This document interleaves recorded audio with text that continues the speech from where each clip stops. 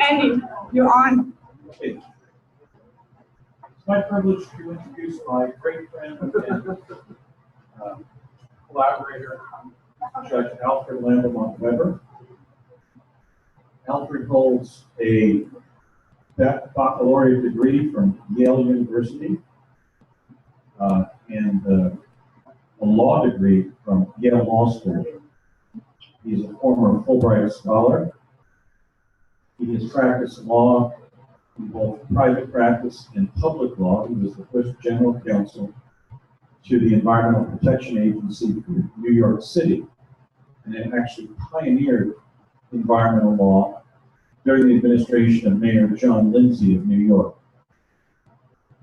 He is a Fulbright scholar, having studied economic development in Uruguay, and is bilingual in English and Spanish as a result of those studies, and also his Cuban heritage on his mother's side. He was born in Pensacola, Florida in the 1940s. And what amazes me about Alfred is he's truly a multi-dimensional luminary. He's one of the great luminaries of our time. He is the founder of the field of exopolitics. He has written several major contemporary works in exopolitics, including not just his work Exopolitics, which I had the privilege of editing with him, which, by the way, was the first book completed by a writer and editor with knowledge that the book had been in the presence of one of the collaborators decades in advance of its completion. I first encountered Exopolitics, Alfred's book, and indeed his name, Alfred Lambremont Webre, when his book was among the books that was a quantum artifact as a result of being taken back in time from sometime after its publication in 2005 to sometime before I encountered it in 1971. So, Alfred's name first entered my consciousness when I was a child on Project Pegasus. So we completed that work in 2005, aware of the fact that it was a time travel artifact that we were completing.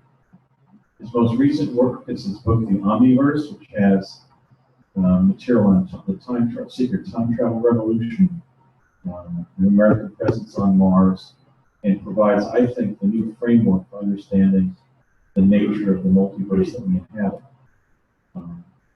You can find Alfred at exopolitics.com, and once again, it's my high honor and distinct privilege to introduce my dear friend and great collaborator, one of the great intellectuals of our time, Judge Alfred Lambremont Webre.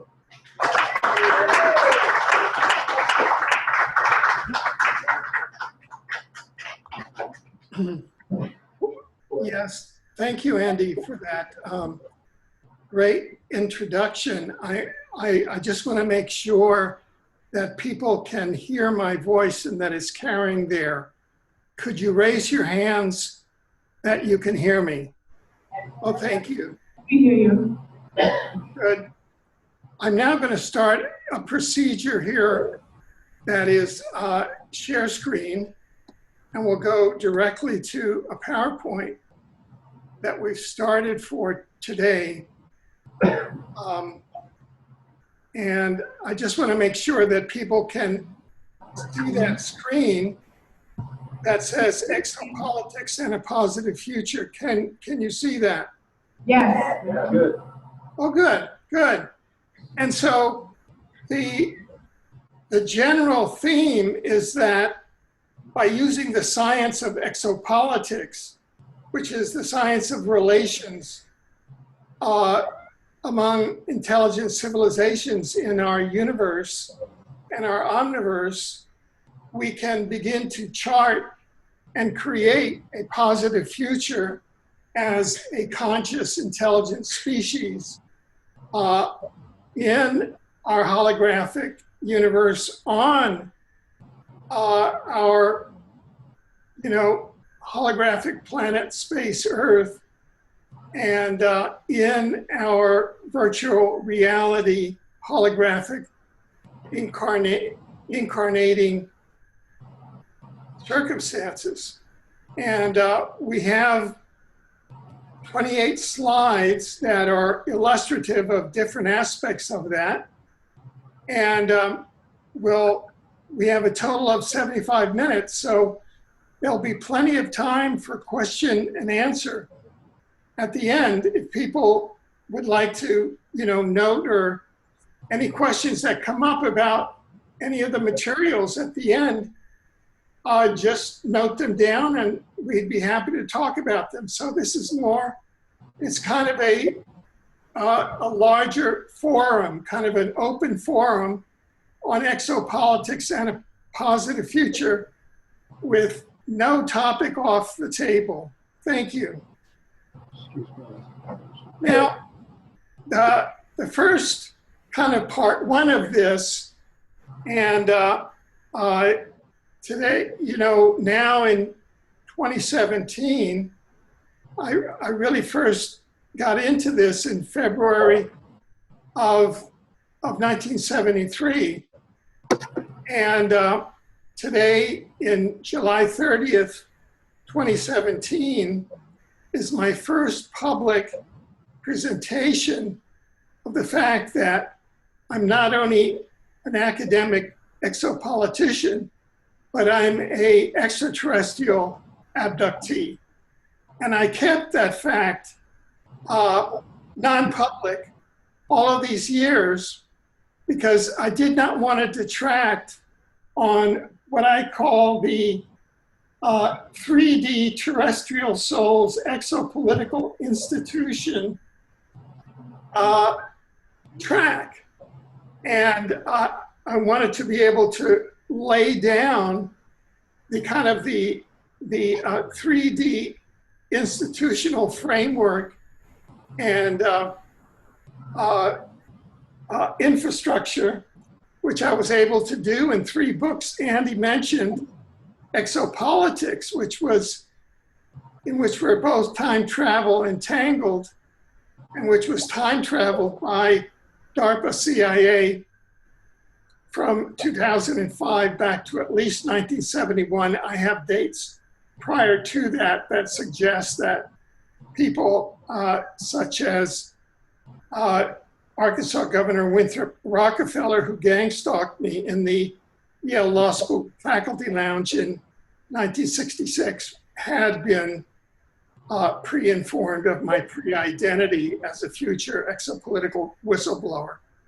And Governor Rockefeller was a time travel, I call it the chronarchy, the time travel secret government handler for a number of the political actors and exopolitical actors in the chronarchy, including US President Bill Clinton and his spouse, Hillary Clinton, who have been secret actors in the secret space program all along, and we'll be covering some of that.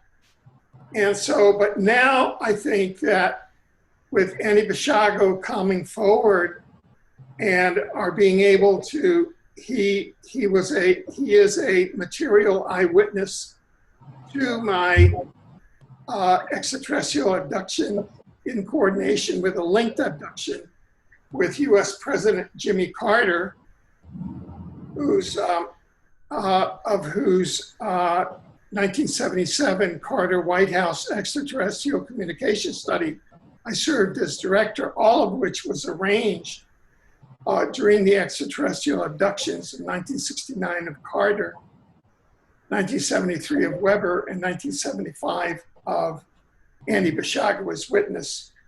And so I'd like to start on the slides now to provide more context. Well, just this past week, I was fortunate enough to interview two deep research colleagues of mine, Mary Rodwell and Dr. Marie Batchelor, MD, who is named in her own chapter 19 in Mary Rodwell's new book, New Humans, Awakening to Our Cosmic Heritage. And this is a very important book. Mary Rodwell has been an associate that our research has tracked each other over the years because Mary covers the experiential exopolitical side of things. And I really belong to that wing where I'm an exopolitical scholar who's also an ET abductee and a starseed. So I bring that perspective, even though I've been an undercover guy, so I could walk hidden among the other exopolitical actors who shall remain nameless at conferences, and we wouldn't have the 3D, 5D collisions where sometimes a 3D person is looking at your 5D frequency and gets confused and starts lashing out or getting confused. And so I just decided to avoid all of that interdimensional conflict and frequency until this point when we're having the formal separation of dimensions and New Earth is starting to manifest. So that it's polyfunctional now. But I've spent over 40 years operating consciously in the 3D exopolitical field while having a foot in the 5D exopolitical new world. And that came about because of the following thing that you will see. I was afforded that privilege because of ethical extraterrestrials who abducted or adducted Jimmy Carter, Alfred Webre, and Andy Basiago in a series of linked extraterrestrial abductions from the years 1969 to 1975. And in her new book, A New Human, Mary Rodwell talks about the difference between abductions and adductions. It's just a change of one letter, and it's from a B to a D, adductions. And there's kind of a pun there, which we'll talk about, because ADD is also attention deficit disorder. And many of the new starseeds are accused of having attention deficit disorder. And it's not that, it's that they're trying to translate 5D frequencies into the 3D, the arch 3D educational system that has been designed by the Draco Reptilian and Orion Gray and Anunnaki Reptilian controlled educational matrix that has been designed purposely to deconstruct their higher DNA 5D matrix. So that's the collision there. So adductions, that's kind of the pun there. Now, in this book, in the introduction, researchers R. Leo Sprinkley, Professor Sprinkle, who also wrote an introduction to my book, Exopolitics, quotes the late Roger Lear, Dr. Roger Lear, writing in an introduction to The New Human by Mary Rodwell, that quote, Mary Rodwell found that many ET, quote, abduction participants changed their viewpoints about these encounters. This is very important. They were not abducted, i.e. taken away from Earth. They were adducted, i.e. taken toward the stars. From a multidisciplinary perspective, many participants, and I can vouch, including yours truly, viewed themselves as developing a multidimensional perspective about their encounters with ETs. We kind of bonded with the ETs and became more ET-like. And I think that that was the whole purpose.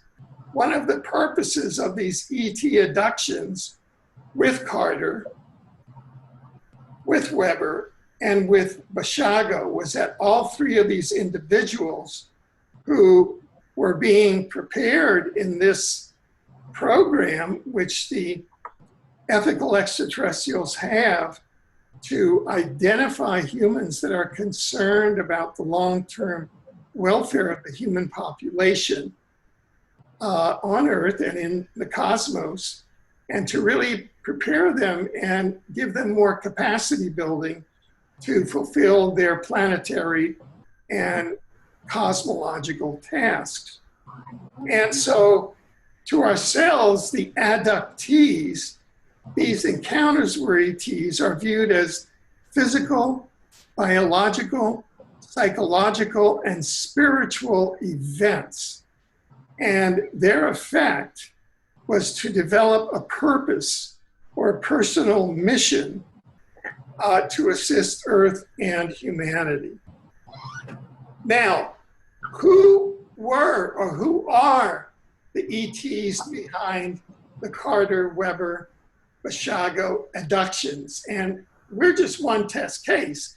I mean, Philip Kraft, who was an editor of the LA Times for many decades, became an adductee of civilization he calls the Verdants, and wrote a book about it. The Verdants may or may not be kind of a front name or a disguised name, a pseudonym. And he says, well, I was taken up there. We had meetings in auditoriums with a lot of other people. One of my colleagues was taken up to Phil Kraft's ship and was up there, a very close colleague of mine. And, you know, they used to go up there for lectures and get-togethers, and they were all prepared. And so a working hypothesis from eyewitness and documentary evidence is that the ETs behind the abductions of Jimmy Carter, Andy Basiago, and Alfred Webre in this 1969 to 75 period leading up to the 1977 Carter White House ET study may have been, number one, the short grays of the variety that Susan Hansen, head of UFO New Zealand, experienced, who were involved in introducing her to the soul of her future son aboard a gray ET craft when she was 8, and then implanting her with her son's soul in the fetus in her womb when she was married and pregnant. And that son now is a young lawyer in his 30s in New Zealand and is leading a very exemplary life. And Suzanne Hansen is head of UFO Focus in New Zealand and has worked with the military, the New Zealand Air Force, and they're doing early disclosure. And so she's a real, and she has a dual, she says that she has a dual gray human soul. So there you have, the grays have been subcontracted the tasks into the human reincarnation system, and they're involved in a positive reincarnation cycle, taking advanced gray human souls and introducing them into societies to elevate the frequency here on Earth. Very much different from, and at the same time, very much congruent with many of the religious and philosophical organizations, texts, and dogmas on Earth. And we can see why we need a lot of time and discussion with the religions and the faithful on the science of exopolitics and what people believe in their texts, which may not be scientifically correct. And that's a drawing done by Suzanne Hansen's husband, who is an artist, from when one of the procedures, they have a special gray comes in and helps merge the soul of her son, who she had first met on the gray ET craft when she was 8 years old, and her son was a ball of light, and they played together. They determined that they were compatible, and later, when she was married and pregnant, she was teleported up to the ship, and the soul merging into the fetus in her womb began. So that's one possible option, and that's science-based.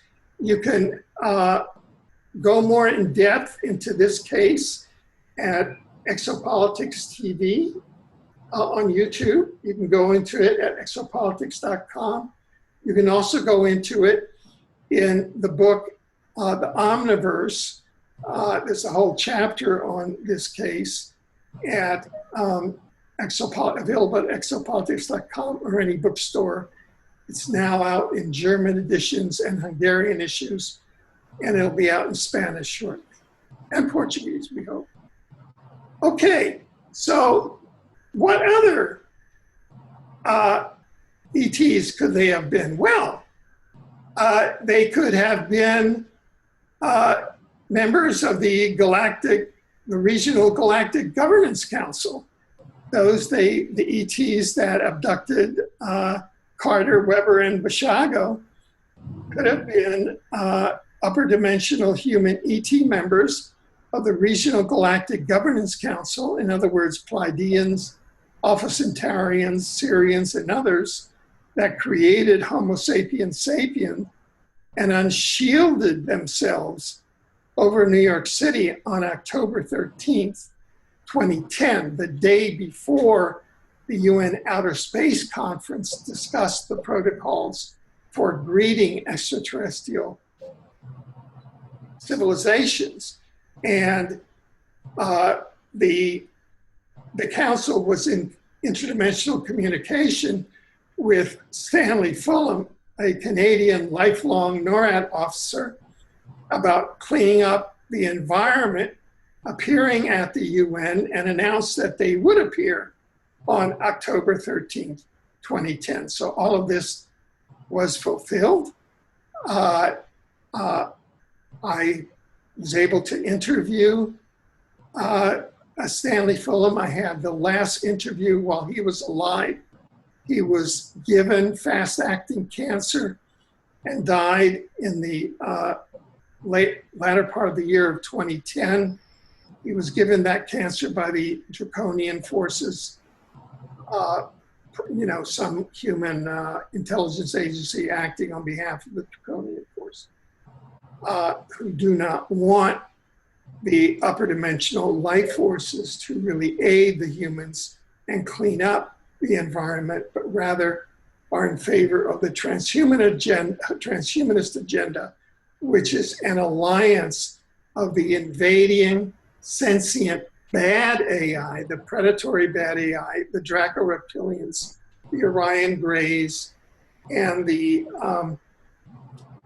Anunnaki reptilians, among others, and that gained and have prospered under a pedocriminal matrix that was legislatively put into place by the secret 1954 Greada treaties, unwittingly signed by President Eisenhower in 1954, and then not so unwittingly updated by pedo President George H.W. Bush of Skull and Bones, which is really the second chapter of the Bavarian Illuminati, founded in 1776, a year after Adams Weishaupt founded his in 1775. I know that because I'm a graduate of the university, Yale, that founded, where that was founded. I was a member of Torch and Talon, an underground secret society, and Skull and Bones infiltrated Torch and Talon on my night.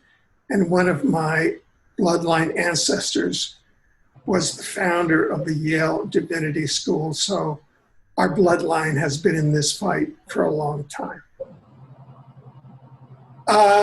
Okay, so who else could have been the ETs? Well, it could have been any other type of ethical interdimensional human ET. The ETs, human or otherwise, could have been interdimensional ETs from multiple research case studies with adductees set out in the works of authors Mary Rodwell or Miguel Mendoza, or other authors who specialize in ET abductions. Miguel has written a whole number of books, Meet the Hybrids, The Lives and Missions of ET Ambassadors on Earth. We Are the Disclosure, Parts 1 and 2, 700 Years of Research on ET Human Interaction and Being with the Beings, The How and Why of ET Contact. Those are his 4 most recent books. I have a chapter in there in We Are the Disclosure, talking about the omniverse model, but these are 4 books chock full of interaction with adductees, and because we're all part of the messengers to the Earth, the high frequency star seeds that are at the other end of the guys that are trying to take 3D and push it into lower frequencies. Now, so let's come down to the nub of part 1.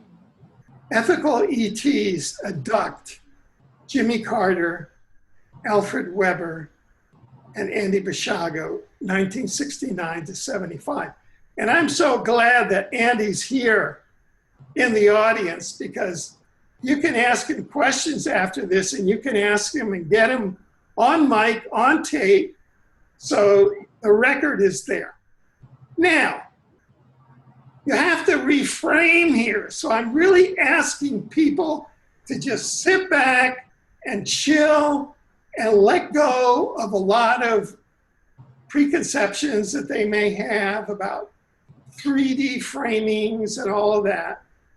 And in terms of 3 ET adductions, reframe Jimmy Carter as an early indigo starseed, Alfred Webre as an early indigo starseed, and Andy Basiago as an early crystal child starseed. And by my research, you will really have the essence of those 3 actors. And I'll show you why. US President Jimmy Carter, Alfred Lambremont Webre, and US Chrononaut Andrew D. Basiago were reportedly abducted by the same ethical extraterrestrials during the period 1969 to 75. Alfred's surmise is that Jimmy Carter's 1969 close encounter and missing time adduction, Alfred's 1973 ET encounter and missing time adduction, and Andy Basiago's 1975 ET abduction and witnessing of Alfred's 1973 ET abduction were about the following. Number 1, coordinating the election of President Jimmy Carter as an ET disclosure president. Because starting in 1973, I became, I went almost overnight because of my 1973 abduction to being like a major ET writer, media figure on national television, and reporting on the 1976 race with Jimmy Carter and his support of the ET issue. Number 2, coordinating the 1977 Carter White House ET study, of which Alfred would become director, so that in the abductions, where the ETs had Jimmy Carter and then they had Alfred Webre, in those abductions, we had downloads and meetings and movies or whatever. I can remember movies, and I'm going to go into intense, now that I've come out publicly, I'm going to go into intense processes to recover these memories. about coordinating everything that we did from 73 forward and from 69 forward to have Jimmy Carter elected against the Rockefeller favorite or the military favorite, Gerald Ford, or the reptilian favorite, who was a member of the Warren Commission and who had brought on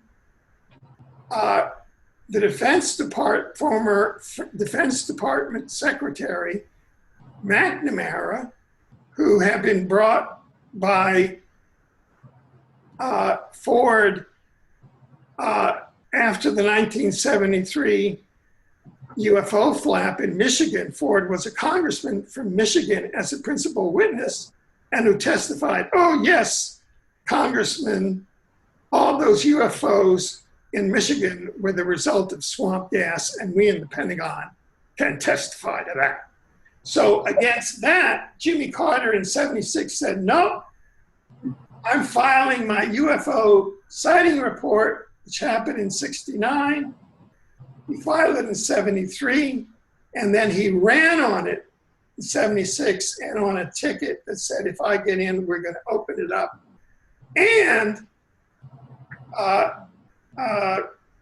And we coordinated a lot of this on the ships. And I was coordinating the study afterward, which we'll get to in a minute.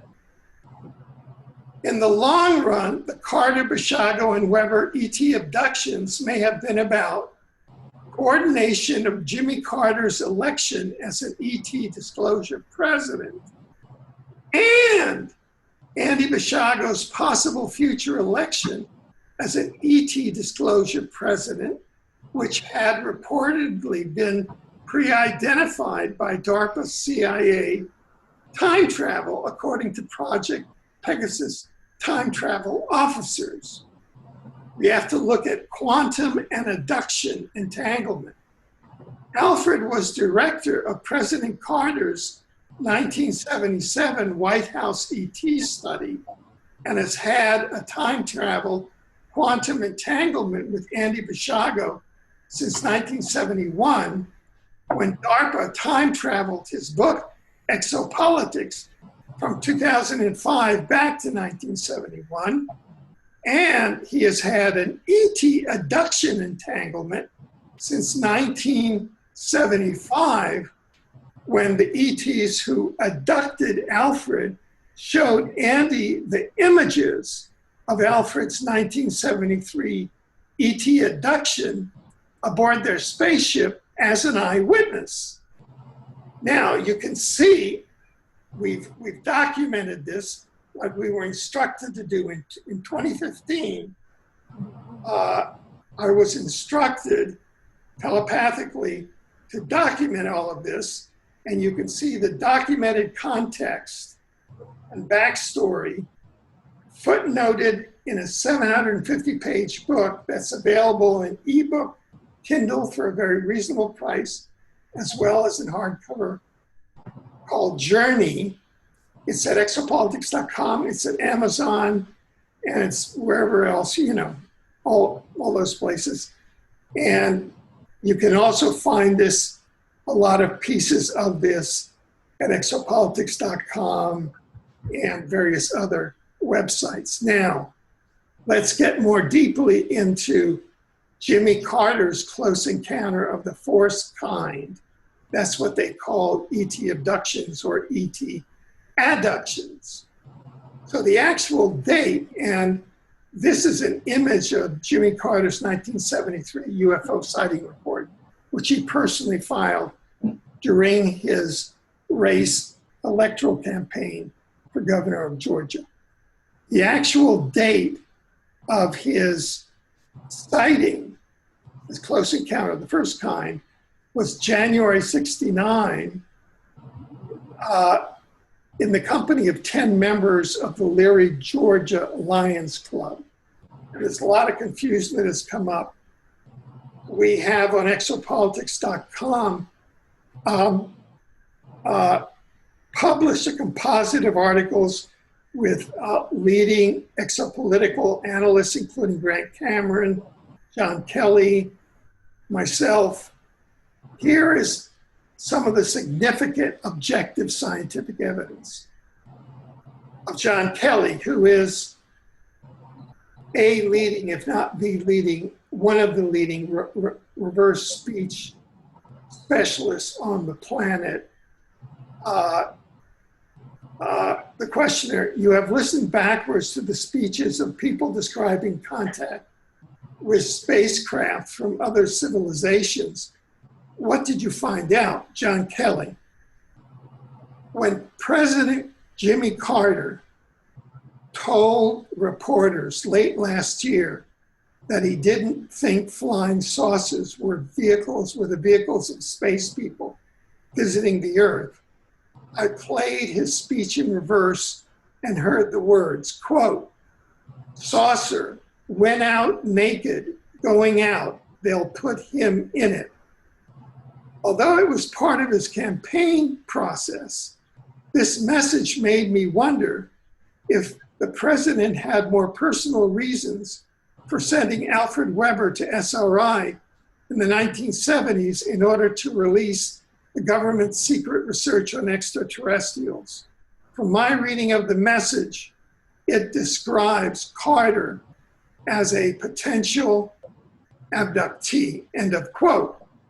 And for more depth, you can go to exopolitics.com and you'll see a composite of articles by Grant Cameron, John Kelly, and myself, in which the consensus is that Carter has not recovered his memories, that he is most plausibly an ET abductee, both by this evidence and by behavioral evidence, because ET abductees remain extremely emotionally sensitive, and by his descriptions, his lifelong excitement about his descriptions of his, quote, encounter with the saucer on January 6, 1969, as bright and larger than the moon, the way he's described it throughout his whole life to his mother and in public and in the Atlanta Constitution, all are congruent with the profile of an abductee and not a mere contactee. So he had what's called a missing time experience, which is what we all have. Okay, so the 1977, again, for the backstory, go to exopolitics.com, and my 750 page most recent book, just published now in 2017, called Journey. You can download it at exopolitics.com and amazon.com. We'll give you the whole backstory on this. 1977 Carter White House extraterrestrial communication study was conceived at a transition dinner, 1976 private dinner that I was invited to with members of Carter's inner circle at a townhouse on Capitol Hill. I was invited by a prominent attorney from Atlanta at a prominent Atlanta firm owned by lawyers whose son I went to prep school together with in Washington, D.C. And that lawyer called me in New York and asked to meet me at the Carlisle Hotel right after I had helped Congressman Henry B. Gonzalez get the House Select Committee on Assassinations in the US Congress to investigate the assassinations, the political assassinations of John F. Kennedy, Robert Kennedy, Martin Luther King, Malcolm X, and others started. And he met with me and said, I'm here on behalf of President-elect Carter. This was during the transition. And because of my relationship with Congressman Henry B. Gonzalez, the chairman of the committee, he said that President Carter wants to be kept informed. And so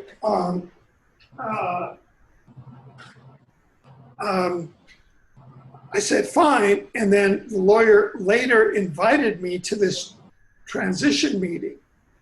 And at the transition meeting, these were members of the inner circle. The inner circle, they called them JC and the 12 apostles, even though some of the 12 apostles were not there, but they called Carter Peanut. And they asked me, you gonna work with Peanut? You know, it was kind of like the inner circle before all of the Rockefeller, people had infiltrated. And I got the intuitive flash that night that what had to happen, and this was probably insight that had came to me from all of the arrangements that we had been doing during the ET adductions of the Carter White House extraterrestrial studies. So immediately after that, my very good friend, Mary Schoonmaker, was a friend of Ingo Swann, and Mary and I went down to Ingo Swann's loft in the Bowery. Ingo was a subject of Hal Puthoff and Russ Targ's study on remote viewing at SRI that was funded by the CIA. I was headed back to the Bay Area that Christmas of 1976 because Teresa and the mother of Freddie, my son, Teresa and Freddie were there, so I was going to visit them, and they were visiting their family, their Teresa's sister. And so I took advantage and they called up Hal Puthoff and Russ Targ. They invited me over. It turned out that Bill Targ, who was the editor-in-chief of G.P. Putnam's, had been the editor of my book, my first book called The Age of Cataclysm, which was the integration of parapsychology and the psychic predictions of Edgar Cayce. So it was like this synchronistic melange happening. And I explained to them that I had met with Carter's inner circle and would like to go forward on a civilian, non-reptilian, lights-based study, ET study of the extraterrestrial presence. And so Russ and Hal Puthoff said, you should probably call the Futurist Center under Peter Schwartz. There are about a half a dozen leading futurists there. So it's a Center for the Study of Social Policy. So I called it up. Peter Schwartz, they set up an interview, I explained it, and they said, okay. A little while later, they offered me a job. I moved everything out to, I left my loft on Green Street, had a beautiful loft in Green and in the Green and Houston, Soho area. And we moved out to Palo Alto and Menlo Park in SRI. Now, we started the Carter White House extraterrestrial study there. And later in 1977, after Carter's inauguration, and we started into the study, after I had official SRI approval, the Carter ET study was presented to and developed with the approval of interested White House staff under Stuart E. Eisenstadt, Domestic Policy Advisor and Executive Director of the Domestic Policy Staff. And that was here. If you look at this photo, right behind it is called the Eisenhower Executive Office Building. And so all my names, all my signatures going in and out will be there as evidence.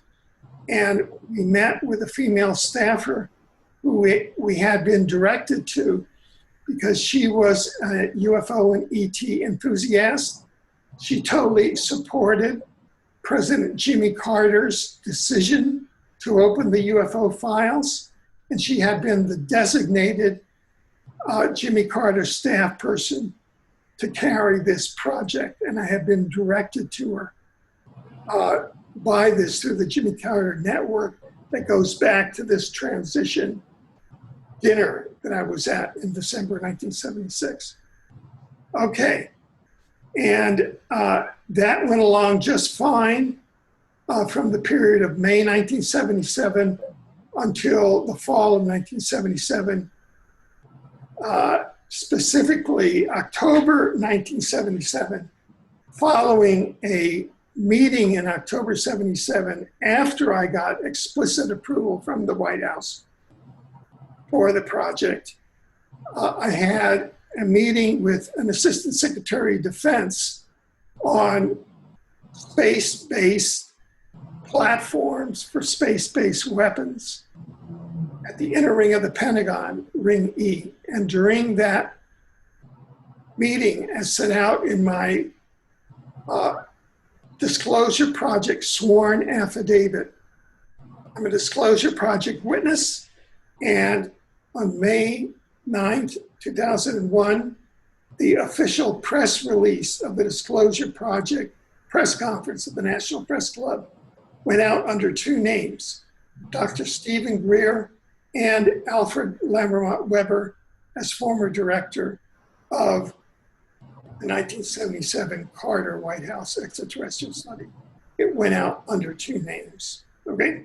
So I just want that as an historical record. And all of this is documented in my book Journey with the full footnotes so that people understand the documentation that is accompanying this and that I think is necessary for historical clarity and cleaning up of the path and getting all kinds of AI nanobots out of our exopolitical history.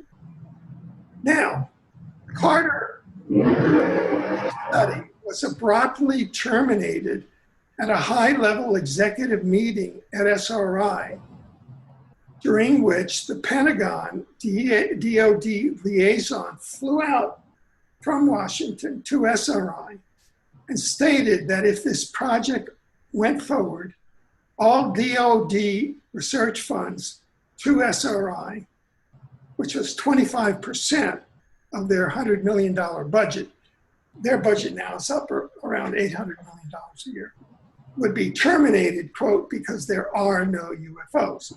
So they came out and just, just stopped that project.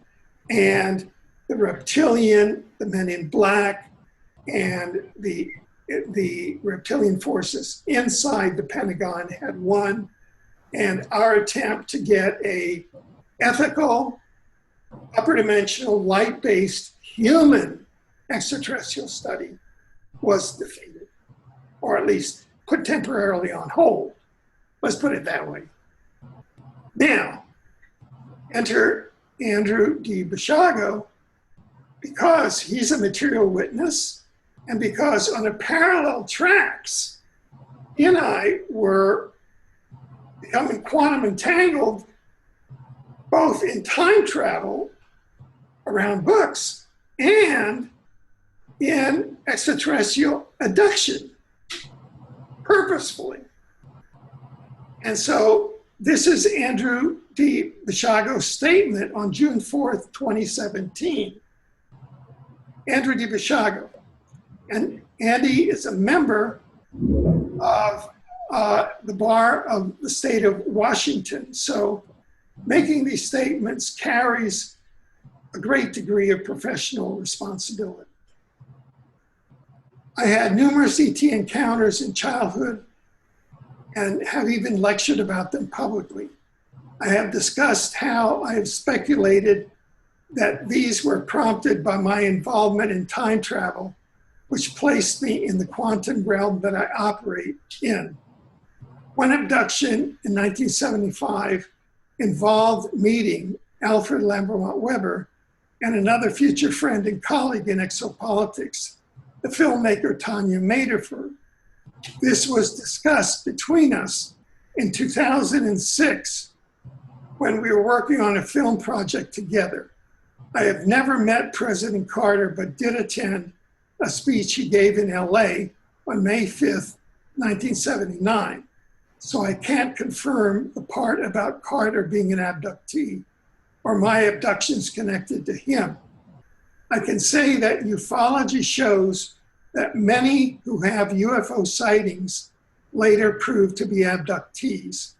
I can also say that in one abduction, I remember that Alfred was in. I am 100% sure it was him. He was standing in a metal cylinder inside the ship. It was as if I was being given the opportunity to be able to later confirm his status as an abductee. And so there is counselor and abductee and chrononaut and pre-identified future US President Andrew D. Basiago making an eyewitness statement in a multidimensional exopolitical context. It continues. Andrew D. Basiago, for me, this solves a long-standing mystery as to why the CIA betrayed Carter in 1978 and backed Reagan. There is now the real possibility that they did so because they discovered that Carter was an abductee. Having worked on 2 classified US defense projects, I can say that the US defense mechanism was profoundly consternated by the ET presence because they didn't know who the ETs were, where they were from, or what they wanted. And so, now we get to a bit of my testimony. The 1975 Carter White House extraterrestrial study. The 1977 Carter White House ET study. Had it not been terminated by the Pentagon and Men in Black, if you go to Journey, you'll see there's a whole scenarios there where after I was hit with directed energy weapons at the inner ring of the Pentagon, they had Men in Black come out and attack me at Washington National Airport inside the passenger lounges as I was waiting. And I had taken my tennis racket because with a friend, I used to play tennis at Judge Alfred Friendly's house. He had a tennis court in his backyard. And I used that tennis racket in the form of a Jedi Knight to fight off those dastardly Men in Black. White Jedi Knights versus the Men in Black. How is that history to be understood in conventional exopolitics? Now, US President Dwight D. Eisenhower originally signed these treaties with the Draco reptilians, Orion Greys, and Anunnaki reptilians in 1954. These ETs abused the treaties into a planetary and galactic pedocriminal trade of millions of human children and adults annually for ritual sacrifice, loosh, cannibalism, body parts, all enforced by the US government and pedocriminal institutional New World Order worldwide, because the Pentagon unlawfully terminated the 1977 Carter White House extraterrestrial study. US President George H.W. Bush signed the Tau 9 Treaty with the Draco, Orion Greys, and Anunnaki, and the pedocriminal abuses on Earth have become exponentially worse. Those are the words of Alfred Lambremont Webre Director, 1977 Carter White House extraterrestrial study. And in the image, you see Judge Alfred Lambremont Webre of the Kuala Lumpur War Crimes Tribunal passing judgment on Bush, Blair, found guilty of war crimes in Malaysia, tribunal for war crimes in Afghanistan, in Iraq, and in Guantanamo, Cuba, donde he vivido. The judgment came down, and now Bush, W. Bush, G.W. Bush, Blair, Cheney cannot travel outside of the United States where they're protected by the CIA. And that judgment came down on November 22nd, 2011, the 48th anniversary of the assassination of John F. Kennedy, an upper dimensional, light, human, starseed hero, while George H.W. Bush, by the evidence of Ola Damagard and others, directed the shooter team in the Daltex building next to the Texas State School Book Depository. So on that anniversary, as a judge, I was able to bring down at least a partial related judicial judgment on a date relevant to George W. Bush, who knowingly signed the Tau 9 Treaty. So there is a legal connection here. So we will continue on our quest to abrogate these two unlawful treaties. So there is justice in exopolitics. It is not all pie in the sky and airy-fairy. Now, what is the evidence that DARPA CIA time-traveled pre-identified Trump as a future US president? And just today I had to answer, they said, well, Trump is just another reptilian like Bush 1, Bill Clinton, Bush 2, and Obama. And no, the finding has been by some experts that Trump is not an incarnate reptilian. He's an incarnate human.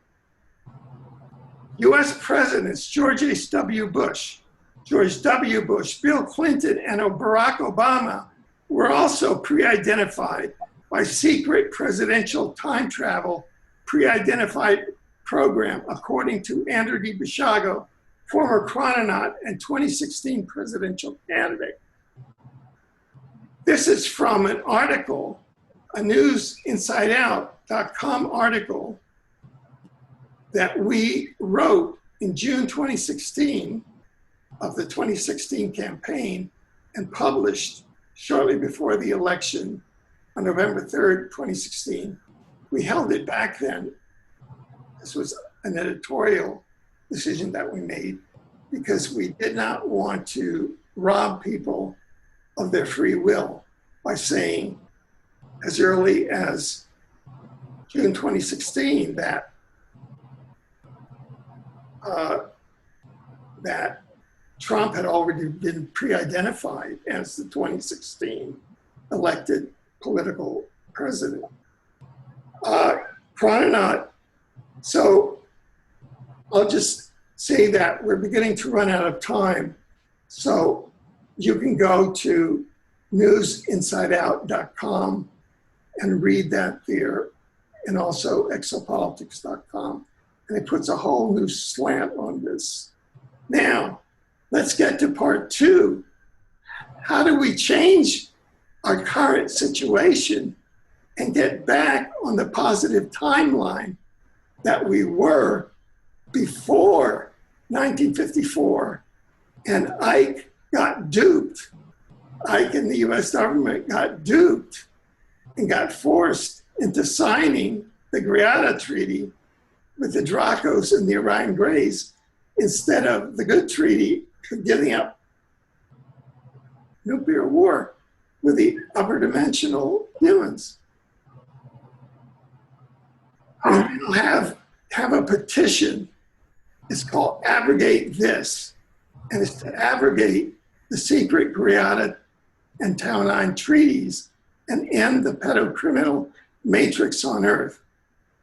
And, you know, in the interest of total disclosure, I am a victim of childhood sexual abuse by an organized pedocriminal ring in rural Cuba at the age of 7.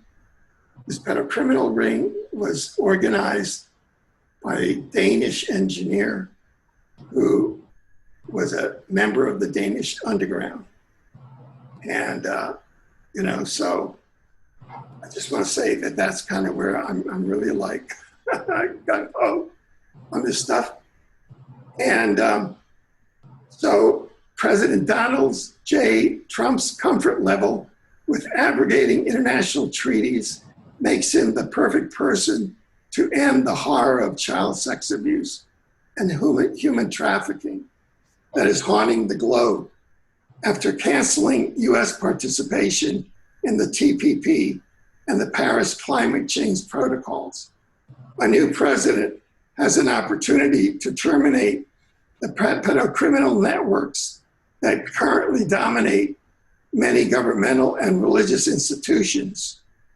Those familiar with the secret Greada Treaty of 1954 that President Eisenhower signed with the Draco Reptilians and Orion Greys are probably also familiar that it has been violated and abused by ET participants and pedocriminal humans who have used its provisions to create a worldwide network of pedocriminals embedded in the highest echelons of power. This is page 1 of 3 of a letter that accompanies the petition. This tragedy can be constrained and hopefully ended if President Trump keeps his repeated promises to deal with child sex trafficking and other abuses of children that he majored the campaign in recently. Now, you can go and sign this petition and pass it on at positivefuture.info and at change.org. Everything that you see in the news about Russia, all of that, that is just a destabilization program by the Draco pedo forces to get Trump out. The astrology is that he's a Sun King Chinese dog. He barks a lot, so everybody gets upset. But he's in for the full 8 years. And if we can get this to him, some people have gotten it directly to Roger Stone already. So we'll have to see. But you know, there's a good chance. Now, here we are in part 3, and we have 15 minutes. And part 3 is the ascending new Earth. And this is, you all know about the secret, the cosmic secret embedded in the yin-yang symbol. Well, the cosmic secret is that that's a code for our secret dual sun system. The 2 yin-yang symbols, those are our 2 suns, and they circle around each other like 2 yin-yangs in a yin-yang symbol. And that is deep esoteric knowledge that is known very well in the inner earth, and that is being surfaced now. And I'm sorry that we're running out of time. I had originally 2 hours, and then just a perfect storm came up that I could not be there physically this time. But here we have these are from teachings that have not been in the surface world for about 2,500 years, and that you can go to Exopolitics TV and NEWSINSIDEOUT.com and exopolitics.com, and they're taught by Sheldon Moore, a Canadian researcher and author. And they teach the 25,000-year dual sun cycle. And in the larger cycles, which is the the Kalpa, the larger 4.32 billion year cycle. But basically, I'll just kind of chip it here. And we've just published a 5-part series. Each part is 90 minutes long that goes through and explains the entire dual sun cycle. And just go to exopolitics.com, go to exopolitics.com, go to exopolitics TV, and it's all there. But this is basically the dual sun cycle, and you've got one sun here, and you've got the other sun here. And when they're farthest away, they're 12,500 years from each other. That's the precession of the equinoxes time. And when they're farthest away from each other, they're in what's called the Kali Yuga, which is one part virtue and 3 parts sin. Things are really horrible on Earth because they're farthest away from each other. And that's like the Dark Ages. And that's when they crucified Christ. And we went through this horrible stuff. We have just come out of the Dwapara Yuga, of the Kali Yuga, and we're entering now the Dwapara Yuga, which is over here, which is 2 parts virtue and 2 parts sin. And that's why, like, things seem like we're ascending. And oh, it's really, so we're about things. We're about 10,000 years away from the suns being closest to each other. And we'll be entering the golden age about here. And the golden age, ironically, is when the suns are closest to each other. And that's when a lot of physical damage occurs. And that's when the mythology of Planet X and the dual suns coming in. But those are really apocryphal corruptions of the secret dual sun cycle. So we're about 10,000 years away from the golden age paradox. The 2 suns come together. Now, in terms of the new Earth, and I've got about 10 minutes, this is a dialogue from a starseed that Mary Rodwell is speaking to. She says, my understanding, this is the starseed that is going up to the ships. There is a new Earth, but it's not necessarily new. We are just moving into a new vibration, but it is new to us. It's been there for a long time. It is waiting for our arrival. Gaia is already at the destination she wishes to be. She is waiting for us to move with her. Gaia is moving into another frequency or another dimension. She is moving into a higher frequency, a collection of similar frequencies. That's all we are in, actually, a collection of vibrations. Very quickly, people want to know, what is the omniverse? Well, we'll start with its basic components. The universe is a holographic virtual reality machine for incarnations of souls for ongoing development.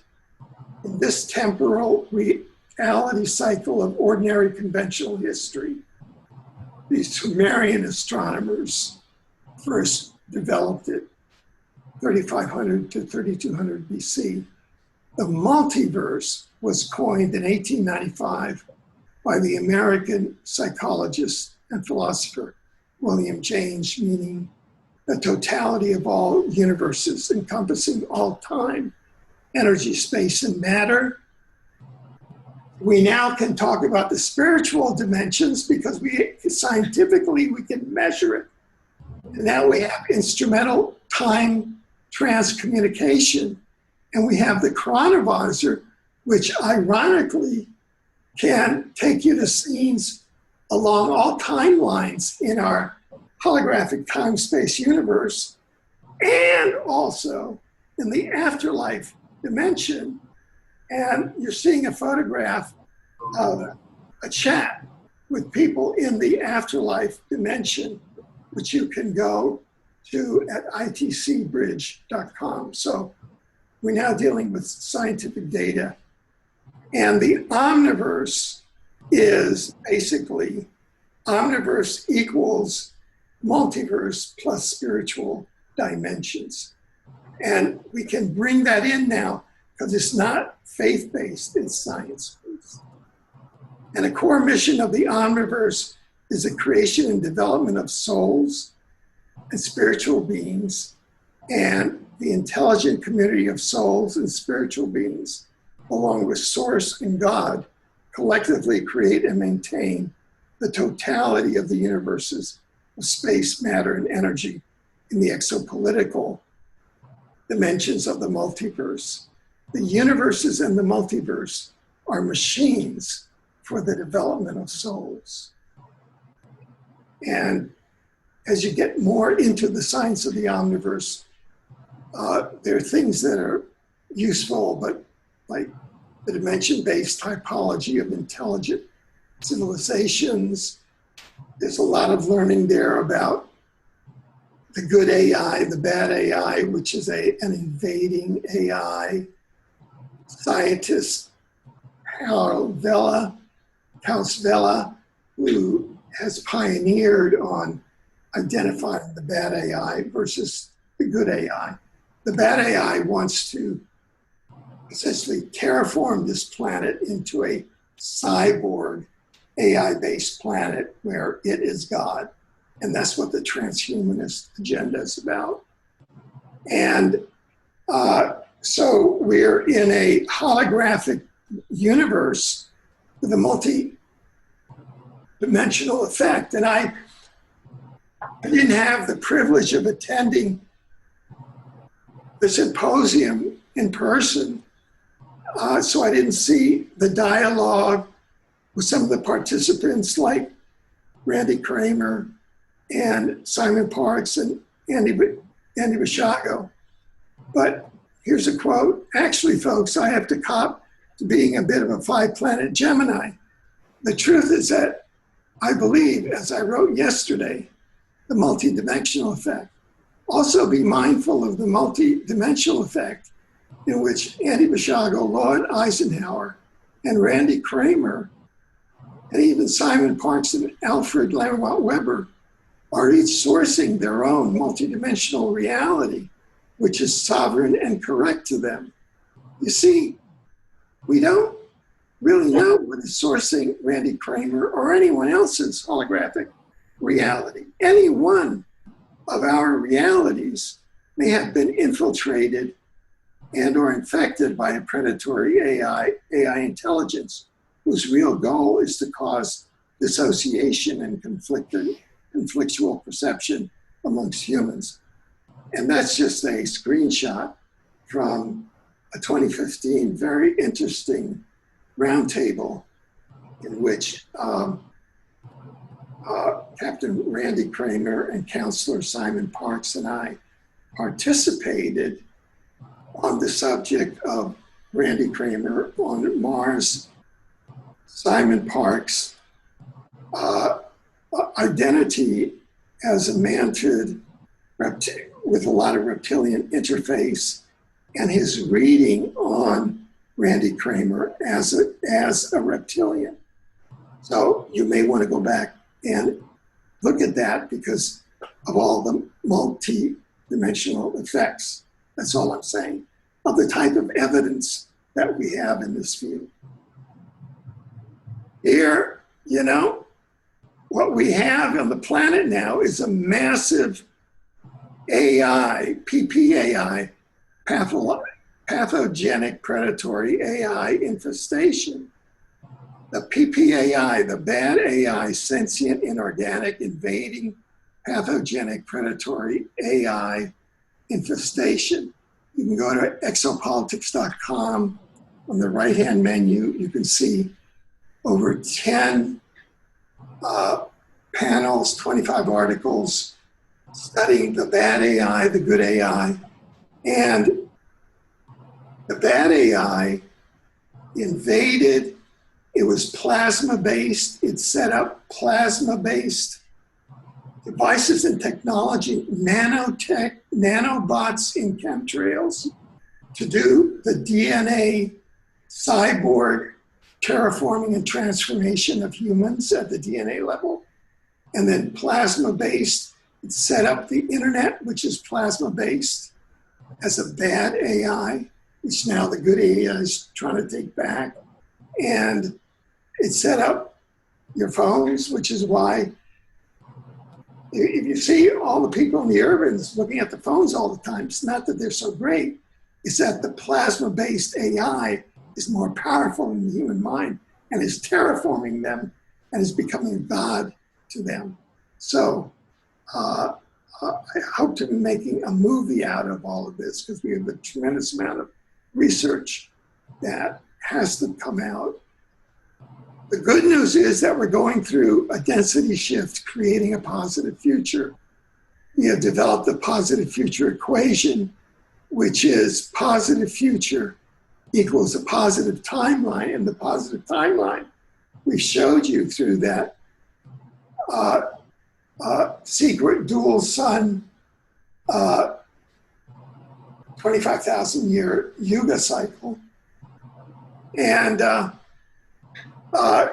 hey, we've got a lot of new projects starting. exouniversity.org, which is a British Columbia charitable society. We'll be starting up online courses and symposiums in these areas. We'll be holding symposiums, physical conferences and symposiums in British Columbia. So you guys can come up across the border and taste a little bit of the New Earth vibe. It's a different vibe from the US. Yes, we do have Peter Pan and Tinkerbell as Prime Minister and First Lady, and it's not a New World Order pantomime. That's my judgment. And so we'll have welcome to Exo University here, teaching exosciences, sci-sciences, exopolitics, the omniverse science, cosmology, secret space program, and exoconsciousness. And you can go to exopolitics.com, amazon.com, any bookstore, and get what I call the Omniverse Trilogy. It's a magic triangle you can walk through into the fifth dimension, New Earth. First book is Exopolitics, Founded the Science of Relations Among Intelligent Civilization in the Multiverse, DARPA, CIA, Time Travel, the book, back from 2005 to 1971. And they actually met with me in 1971, 50 members of the DARPA CIA time travel team met with me and had me give them unwittingly a lecture in protecting the environment while they gang stalked me and made faces at me because they had time travel surveyed me in the future. And they were kind of setting me up for Jimmy Carter and Andy and I to do our exopolitical dog and pony show like we're doing today. The Omniverse is a book that I totally recommend to you. It's published by Inner Traditions, Bear and Company. It's edited by the same person who edited a Nobel Prize winner author that they have. It documents the 2014 co-discovery of the Omniverse, which is the third major cosmological body through which humanity understands the cosmos after the universe and the multiverse. And then finally, the most recent book, published in 2017, is Journey, and it documents the ET abductions of President Jimmy Carter, Alfred Lambremont Webre, and I didn't know about Andy's, but it documents everything through all of the time travel, et cetera, and sets out a path for a positive future. Thank you for your kind and generous attention. I'm sorry that we ran out of time, so it doesn't look like we have time for Q&A. But thank you very much. Thank you, Alfred. Alfred, I was asked by the House here to just provide a little bit of background information as to how I was able to identify you as a contact against abduction. What happened is that in 2006, Alfred and I partnered with Tanya Maidenford, who would go on to produce Packing for Mars with Frank Jacob, among other accomplishments in film. And I realized that out of the 7 billion people in the world, 3 of us were working on a project called Experiencer, which is pretty much like the documentary Fast Walkers. It was a set of talking and interviews with different leading lights in exopolitics. We're going to intersperse it with information about ET contact and so forth. And I realized that in 1975, at age 14, I had had a psychological abduction while dreaming, where I was brought aboard an ET craft in a blue shaft of light, somewhere in the country, possibly back in the East Coast. At this time, I was living in California. And when I was brought into the entry area at the bottom of the ship, that many people report was sort of airport-like furniture, there was a 6-year-old blonde girl child who was holding a Barbie doll by its leg, who said to me in reference to the doll she was holding, "My Barbie is a blondie too." And this is 1975, 31 years before the 3 of us would partner on that film project. And so we speculated that it was Tanya as a 6-year-old, because I was born in 1961, Tanya in 1969. I'm 8 years older. I was 14 in 1975 when I was having a psychological abduction, and Tanya was 6. After being abducted myself in this psychological abduction in 1975, I then found myself landing in Idaho and seeing a traumatic scenario in the life of a child in which this blonde female child found her pet cow hanging from her swing set behind her Idaho house. I saw her confrontation with the body of this cow that had just been butchered to feed her family. I saw her run around her house, run in front of the house. I saw her mother at the screen door run after the child, take the child into the living room, and then I was in the living room as her father, who had butchered this cow, was explaining to her that he had to feed the family, and this is where beef comes from, where hamburger comes from, and he was trying to console the child. During the partnership with Alfred and Tanya, I had the opportunity to compare notes with Tanya, and this had happened to her at age 6. It was the trauma of her childhood, this accidental discovery of the body of her pet cow hanging from her swing set. It was profoundly affecting trauma in her background. And when I was then taken aboard the ship after seeing this scenario in Idaho, I asked the ETs, "Where are we? Are we still above the continental United States?" And they said, "Yes," telepathically. And I said, "Where?" And they said, "Idaho." I then went somewhere else in the country, I don't know where, and the ship landed, and I was permitted to see another lenticular craft with a kind of cylindrical object extruding out of the bottom of the craft. I walked over to it. I can't really tell today whether the craft was hovering or had landed on the ground. But I went underneath this lenticular extraterrestrial craft, and there was an individual standing inside of a metallic cylinder containment vessel that had holes in it so the individual could breathe. They were in a hypnotic trance, and it was when I edited Alfred's book Exopolitics in 2005 that I realized it was Alfred in 1975. It was him. And when Alfred began establishing these linkages with the study that he and John Kelly did of President Carter's statements about his ET sighting in 1969, I realized that the ETs had gone 31 years forward in time and had identified the film project that linked Alfred and Tanya Nunn, even though the film never got made. It's never been broadcast out into the universe because the film was never made. Imagine the level of intelligence it would take to identify 3 human beings out of 7 billion, 31 years before they began discussing a project about extraterrestrial visitation to Earth.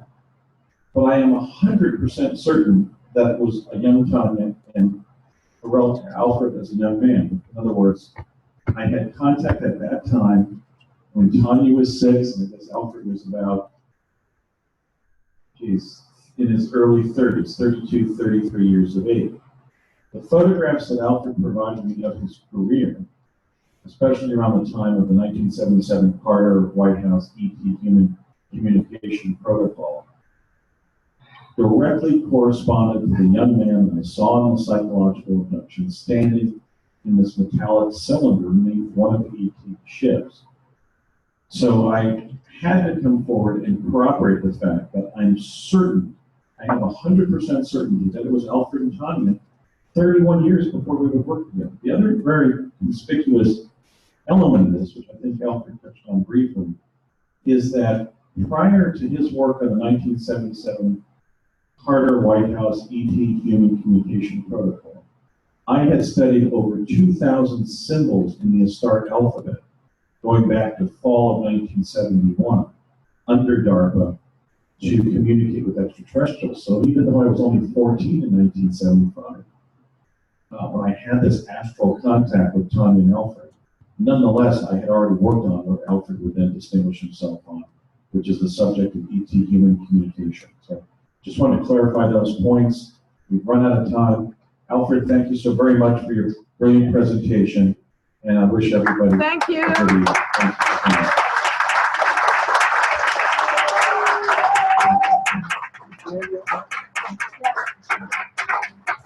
Thank you. Thank you, Alfred. Have a wonderful day. Thank you. All right.